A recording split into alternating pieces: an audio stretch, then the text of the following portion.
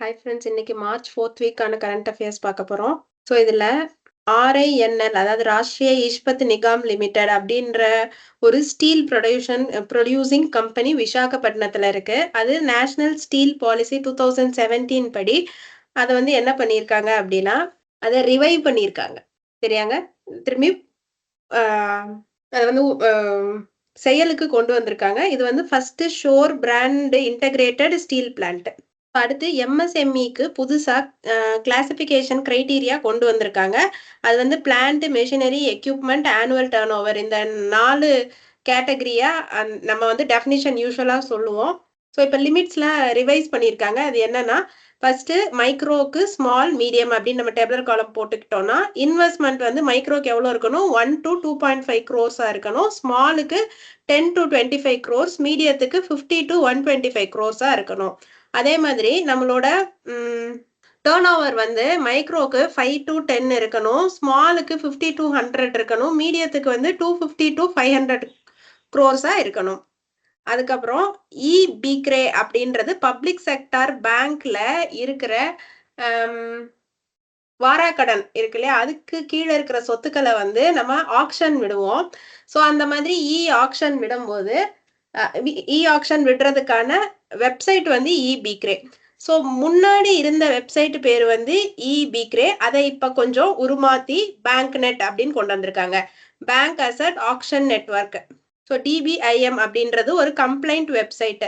இது வந்து இந்தியாவோட டிஜிட்டல் கவர்னன்ஸ் எக்கோசிஸ்டத்தை ஸ்ட்ரென்தன் பண்றதுக்காண்டி இந்த வெப்சைட் கொண்டு வந்திருக்காங்க.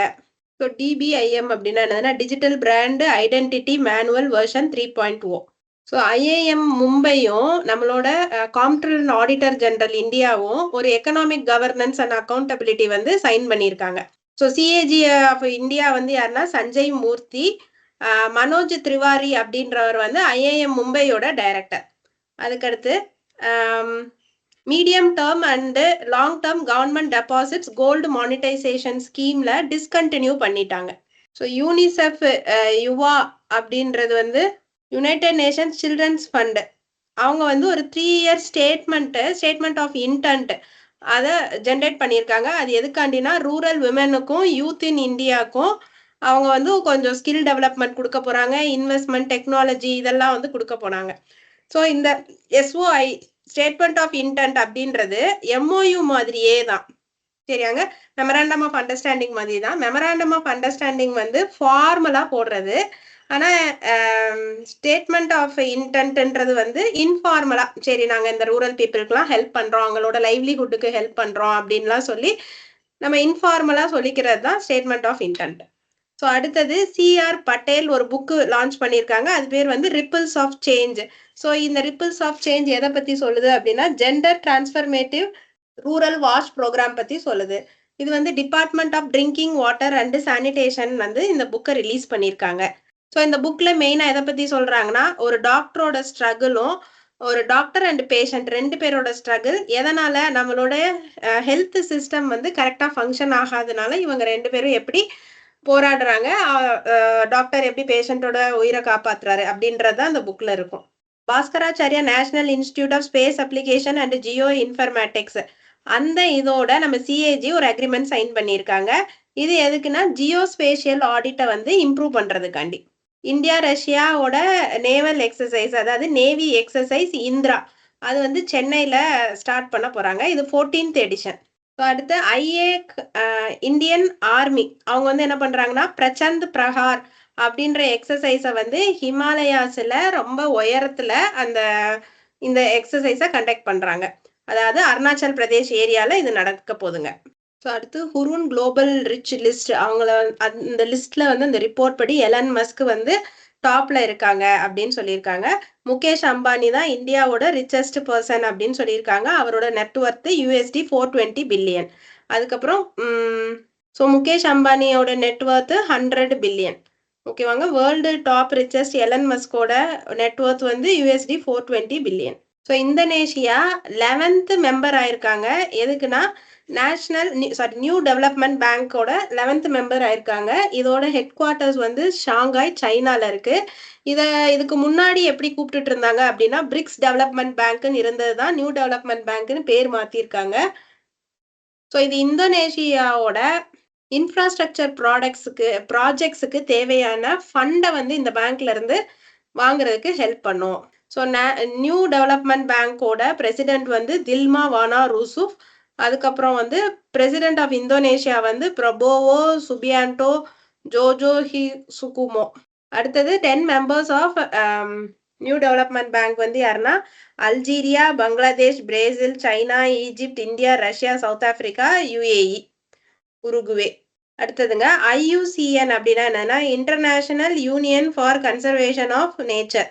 So first green status assessment for lion கொடுத்துருக்காங்க. கிரீன் ஸ்டேட்டஸ் அப்படின்னா அந்த ஸ்பீஷீஸை எப்படி ரெக்கவர் பண்றாங்க, அதாவது அது அழியும் தருவாயில இருக்கு, அதோட பாப்புலேஷனை எப்படி இன்க்ரீஸ் பண்றாங்க, அதை எப்படி கன்சர்வ் பண்றாங்க, காப்பாத்துறாங்கன்றது தான் கிரீன் ஸ்டேட்டஸ். ஸோ அடுத்து பேங்க் ஆஃப் பரோடா புதுசா ஒரு மொபைல் அப்ளிகேஷன் கொண்டு வந்திருக்காங்க, Baroda MDG next mobile application. இது எதுக்காண்டினா கார்பரேட் கேஷ் மேனேஜ்மெண்ட், கம்பெனிஸ்க்கு கேஷ் மேனேஜ்மெண்ட்டை ஈஸியாக்குறதுக்காண்டி இந்த ஆப் கொண்டு வந்திருக்காங்க. நேஷனல் ஸ்கில் டெவலப்மெண்ட் கார்பரேஷனும் பேபால் கலிபோர்னியா USA பேஸ் பண்ண பேபால் கம்பெனியும் ஒரு MOU போட்டிருக்காங்க. பேபாலோட கார்பரேட் சோஷியல் ரெஸ்பான்சிபிலிட்டி ப்ரோக்ராம்காண்டி ஸ்கில் டெவலப்மெண்ட் கொடுக்க போறாங்க. எந்த செக்டார்ல கொடுக்க போறாங்கன்னா இந்த மாதிரி BFSI செக்டார்ல, அதாவது banking, financial services and insurance செக்டார்ல ஒரு skill development programme as a corporate social responsibility ப்ரோக்ராமா பேபால் வந்து கொடுக்க போறாங்க. RBI என்ன சொல்லியிருக்குன்னா RRBஸ்க்கு வந்து இன்னும் நிறைய பென்ஷன் டிஸ்பர்ஸ்மெண்ட்ஸ் இருக்கு, பென்ஷன் கொடுக்க வேண்டிய கடமைகள் இருக்கு, அதுக்கு இன்னொரு 5 வருஷம் எடுத்துக்கலாம் அப்படின்னு சொல்லியிருக்காங்க. ஸோ அமார்டைஸ் அப்படின்னா ரைட் ஆஃப் பண்றதுக்கு. ஸோ ஏற்கனவே பென்ஷன் டிஸ்பர்ஸ் பண்ண வேண்டியதா இருந்திருக்கும், இல்ல பண்ண பென்ஷன் டிஸ்பர்ஸ்மெண்ட்டா இருக்கலாம். ஸோ மொத்தம் அவங்களுக்கு வருஷத்துக்கு அவங்களுக்கு ஆகுற செலவுல 20% ஆஃப் த செலவு வந்து இந்த பென்ஷன் கொடுக்குற செலவு மட்டும் இருக்கு. சென்ட்ரிகோ இன்சூரன்ஸ் ரெபாசிட்டரி லிமிடெட் அவங்க வந்து CDSL அதாவது சென்ட்ரல் டெபாசிட்டரி சர்வீசஸ் லிமிட்டடோட அதுக்கு கீழே வரக்கூடிய ஒரு கம்பெனி. அவங்க வந்து என்னன்னா மும்பை பேஸ்டு LICயோட ஒரு அக்ரிமெண்ட் போட்டிருக்காங்க. இந்த CIRL LICயோட டேட்டா எல்லாத்தையும் சேவ் பண்ணி ஸ்டோர் பண்ணி காப்பாத்திட்டு வரும். ஸோ டேட்டா ரெபாசிட்டரியா அது ஒர்க் பண்ணும் அப்படின்னு சொல்லியிருக்காங்க. ஸோ அடுத்தது வந்து பாருங்க ADBயும் ஏஷியன் டெவலப்மெண்ட் பேங்க்கும் ஸ்ரீராம் ஃபைனான்ஸும் உங்களுக்கு 150 மில்லியன் லோன் அக்ரிமெண்ட் வந்து சைன் பண்ணியிருக்காங்க. எதுக்காண்டினா ஃபார் MSMEயும் EV ஃபைனான்சிங் காண்டியும். ஸோ லோன் அமௌண்ட் முக்கியம், அதையும் பார்த்துக்கோங்க. So FD scheme, embassy fixed deposit scheme, அது வந்து HDFC பேங்க் லான்ச் பண்ணியிருக்காங்க. இது யாருன்னா ரொம்ப ஹை கவர்மெண்ட் ஆஃபீஸர்ஸுக்கு, கவர்மெண்ட் ஸ்டாஃப்ஸ்க்கு, எம்பசியில் ஒர்க் பண்ணுறவங்களுக்காண்டி இந்த ஸ்கீம் கொண்டு வந்திருக்காங்க. NABFIDனா national bank for financial infrastructure and development. Priority sector lending நார்ம்ஸை RBI revise பண்ணியிருக்கு. அது April 1ல இருந்து எஃபெக்ட்டுக்கு வரப்போகுது. April 1, 2025ல இருந்து எஃபெக்ட்டுக்கு வரப்போகுது. ஸோ லோன் லிமிட்டை கூட்டியிருக்காங்க, ஹவுசிங் லோன்ஸையும் கூட்டியிருக்காங்க. எதெல்லாம் ப்ரையாரிட்டி செக்டார் லெண்டிங்குள்ள ஹவுசிங் லோன்ஸ் வருதோ அதையெல்லாம் கூட்டியிருக்காங்க. ஸோ ரெனியூவபிள் எனர்ஜிக்கு லோன் கொடுக்க போறாங்க. ஸோ அர்பன் கோஆப்ரேட்டிவ் பேங்க் 60% இருந்ததை 75%ன்னு கூட்டியிருக்காங்க. ஸோ அவங்க வந்து ஆஃப் பேலன்ஸ் ஷீட் எக்ஸ்போஷர்ல அவங்க வந்து 60% வாங்கணும், 70% வாங்கணும் அப்படின்னு இருக்கு. அதை வந்து 60ல இருந்து 75 மாத்திருக்காங்க. IREDA வந்து Indian renewable energy development agency limited, அது வந்து என்ன பண்ணியிருக்குன்னா ஜப்பானீஸ் என்ற 26 பில்லியன் கடன் வாங்கியிருக்கு. எங்க இருந்து? ஜப்பான் டோக்கியோ SBI பிரான்ச்ல இருந்து கடன் வாங்கியிருக்காங்க. ஸோ வெளிநாட்டுல இருந்து நம்ம இந்தியா கடன் வாங்கினதுனால அது பேர் வந்து எக்ஸ்டர்னல் கமர்ஷியல் பாரோயிங் அப்படின்னு சொல்லுவோம். பந்தன் பேங்க் வந்து யாரோட MOU சைன் பண்றாங்கன்னா இந்தியன் ஏர்ஃபோர்ஸோட. எதுக்காண்டினா ஷௌரியா சேலரி அக்கௌண்ட், அதாவது ஏர்ஃபோர்ஸோட அக்கௌண்ட் எல்லாமே பந்தன் பேங்க்ல தான் ஓப்பன் பண்ணணும், அதுக்காண்டி ஒரு அக்ரிமெண்ட் சைன் பண்ணியிருக்காங்க. IRFC science ₹5,000 crore loan agreement. யாரோட 5,000 crore லோன் அக்ரிமெண்ட் சைன் பண்ணியிருக்காங்க? NTPC ரெனியூவபிள் எனர்ஜியோட, அதாவது நேஷனல் தெர்மல் பவர் கார்பரேஷனோட. அடுத்து ஜூனோ ஜெனரல் இன்சூரன்ஸ் தான் இந்தியாவோட ஃபர்ஸ்ட் இன்சூரன்ஸ். அவங்க வந்து பே ஹவு யூ டிரைவ் அப்படின்ற ஒரு ஸ்கீமை வந்து மோட்டார் இன்சூரன்ஸோட டைப் பண்ணியிருக்காங்க. ஸோ நீங்க எப்படி ரேஷா டிரைவ் பண்றீங்களா இல்ல சேஃபா டிரைவ் பண்றீங்களா அதையெல்லாம் கண்காணிக்கிறதுக்காண்டி மொபைல் டெலிமேட்டிக்ஸ் அதுல பொருத்தியிருக்காங்க. ஸோ லூமினஸ்னு ஒன்று எஸ்பிஐயோட எம்ஓயு சைன் பண்ணியிருக்காங்க சோலார் ஃபைனான்சிங்கை இன்க்ரீஸ் பண்றதுக்காண்டி. அதுக்கடுத்து செபி வந்து ஆஸ்க்ன்ற ஒரு குரூப்புக்கு மியூச்சுவல் ஃபண்ட் பிசினஸை கொடுக்கறதுக்காண்டி இன் பிரின்சிபல் அப்ரூவல் கொடுத்துருக்காங்க. அடுத்தது ஒரு ஜப்பான் சேர்ந்த ஒரு கம்பெனி கிரீன் அமோனியா ப்ரொடக்ஷன் ஃபெசிலிட்டியை ஒடிசால எஸ்டாப்ளிஷ் பண்றதுக்காண்டி ஒரு எம்ஓயு போட்டிருக்காங்க.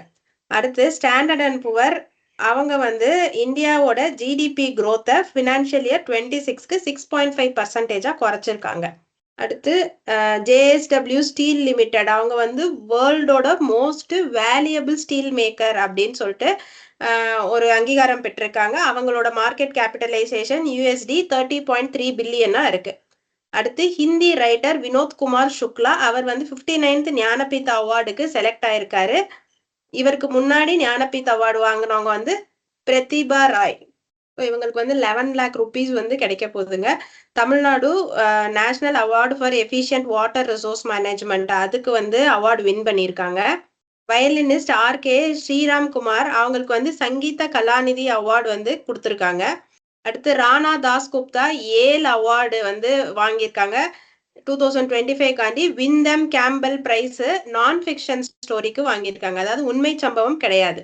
கவர்மெண்ட் ஆஃப் இந்தியா அப்பாயிண்ட்ஸ் ராகுல் பாவ் அப்படின்றவங்கள ஐஎஃப்சி அதாவது முதல்ல இண்டஸ்ட்ரியல் ஃபினான்ஸ் கார்பரேஷன் ஆஃப் இந்தியான்னு இருந்துச்சு. ஸோ அதுக்கு சிஇஓவா வச்சிருக்காங்க. அவரோட டென்யூர் 3 years. அடுத்து நியூ டெவலப்மெண்ட் பேங்க் ஃபார்மரா அது பேர் வந்து பிரிக்ஸ் டெவலப்மெண்ட் பேங்க்னு இருந்துச்சு. அதுல தில்மா வானா ரூசுப் அவரை வந்து திருப்பி எலெக்ட் பண்ணியிருக்காங்க. அதுக்கடுத்து அசோக் சிங் தாக்கூர் அப்படின்றவங்கள வந்து இன்டாக்டுக்கு சேர்மனா செலக்ட் பண்ணியிருக்காங்க. அடுத்து எஸ்பிஐ சேர்மன் பேர் வந்து சால ஸ்ரீனிவாசலு செட்டி அவரை வந்து இந்தியன் பேங்க்ஸ் அசோசியேஷன் அதுக்கும் வந்து சேர்மனா எலெக்ட் பண்ணியிருக்காங்க. ஸோ எஸ்ஆர்எம்பி ஸ்டீல் அதுக்கு ரோஹித் சர்மாவை பிராண்ட் அம்பாசிடரா அப்பாயிண்ட் பண்ணியிருக்காங்க. சிட்பி அப்படின்றதோட அப்ரிவேஷன் வந்து small industries development bank of India. GE aerospace வந்து ஃபைட்டர் ஜெட்டை டெலிவர் பண்றாங்க. ஸோ இது பெங்களூரு பேஸ்டு ஒரு கம்பெனி இல்லை இது யூஎஸ் பேஸ்டு கம்பெனிங்க. So Hindustan aeronautics limited Bengaluru based அதுக்கு வந்து இவங்க அந்த ஃபைட்டர் ஜெட்டை கொடுக்குறாங்க. பெல்லாட்ரிக்ஸ் ஏரோஸ்பேஸும் அஸ்ட்ரோஸ்கேல் அப்படின்றவங்களும் ஜப்பானோட பார்ட்னர் பண்ணி நம்மளோட ஆர்பிட்ல அதாவது எர்த்தை சுத்தக்கூடிய ஆர்பிட்ல என்னெல்லாம் வந்து அன்வான்ட் ஸ்பேஸ் எக்யூப்மெண்ட்ஸ் இருக்கோ அது எல்லாத்தையும் வெளியில எடுக்க போறாங்க. பிஇஎம்எல் அப்படின்னா Bharat earth movers limited. Oscar பியாட்ரிக்ஸ் அப்படின்றவங்க வந்து ஃபர்ஸ்ட் F1 சைனீஸ் கிராண்ட் பிரிக்ஸை வின் பண்ணியிருக்காங்க. அவங்க ஃபுல் நேம் வந்து மெக்லாரன்ஸ் ஆஸ்கார் பியாட்ரிக்ஸ். இந்தியாவோட gymnast Pranati Nayak bronze win பண்ணியிருக்காங்க.